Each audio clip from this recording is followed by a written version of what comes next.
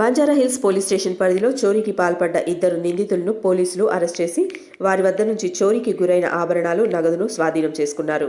Banjara Hills road number 2 ఇందిరానగర్లో నివాసముండే లోవకుమారి Venkataramana దంపతులు సంక్రాంతి పండుగ సందర్భంగా ఈ నెల 12న స్వగ్రామం రాజమండ్రికి వెళ్లారు.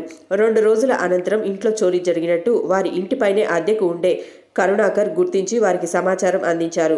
హుటాహుటిన నగరానికి చేరుకున్న లోవకుమారి పోలీసులకు ఫిర్యాదు చేశారు.